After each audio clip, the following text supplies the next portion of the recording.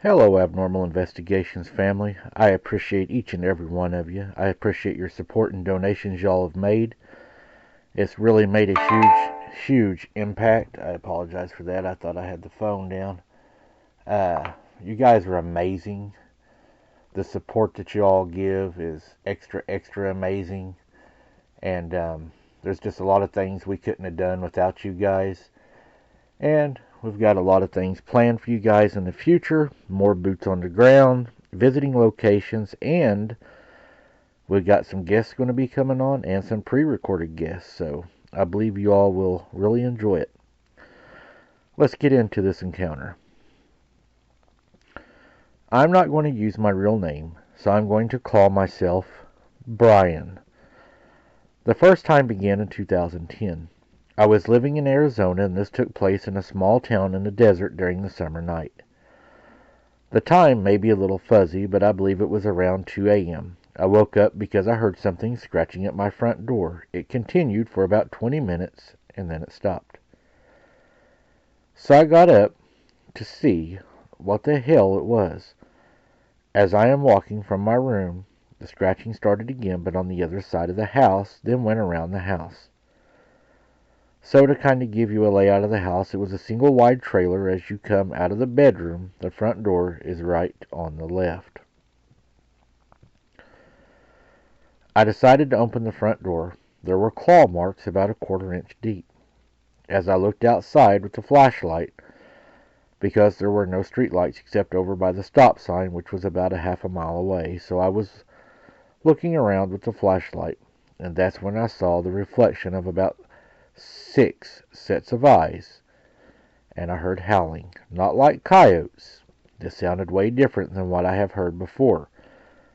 At first, yeah, it scared the hell out of me. Then every hair stood up on the back of my neck. And then I heard a really deep growl. To me, it was right next to me. Slowly, I turned around, and that's when I seen it. I'm 6 foot and standing on my porch, which is about a 4-foot lift from the ground. And this thing was looking at me eye to eye. It had to have been at least 8 foot tall. It had chocolate brown hair, the head of a very large wolf, with deep yellow eyes. Its arms hung low to about its knees, and they were bent backwards like a dog's back legs would be. I do not get scared of much of anything, but this thing, I believe, was an actual dogman or a werewolf. This thing made another deep growl at me. Then a deep, demonic voice, is the only way I know how to describe it, said this to me: I am going to hurt you really bad. That is when my heart felt like it was in my throat. It swiped its hand across at me, and it knocked me off the porch. I fell to the ground, and I could tell that it was very mad. I got up, and I lunged at it to hit it because I was afraid it was going to kill me.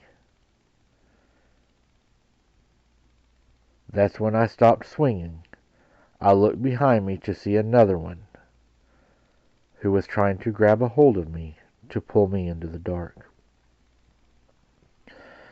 When it finally let me go, I ran back to the house, shut the door, and locked it, and slid down the door and just sat there listening to the howling.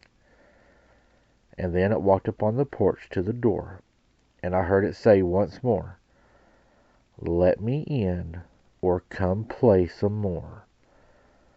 I just cringed, and I waited until the sun started to rise. That is when it finally stopped. I was still scared when the adrenaline finally wore off. Ever since then, I still feel like something is watching me, and I feel like sometimes it's watching me from afar. I have moved from that area into a different town, but I'm afraid it's going to follow me. I'm afraid it's going to find me, and I'm afraid it's going to try to finish what it tried to do that night. What are your all's thoughts on this? I personally have heard them speak. I've heard a lot of people say they've heard them speak. I have heard them speak, but I've never heard them say a sentence. I heard one say my mom's name. I've heard them whistle. My granny heard him say her name and stand on the sidewalk and make the motion of come here with his hands. A lot of people at my granny's heard, their names called, uh, at the most 2 syllables, but not a sentence, like come here, or a name. And it used a lot of hand gestures. As far as it hunting you down, I'm not sure if it's going to actually, hunt you. Again, lights, lights, lights, cameras.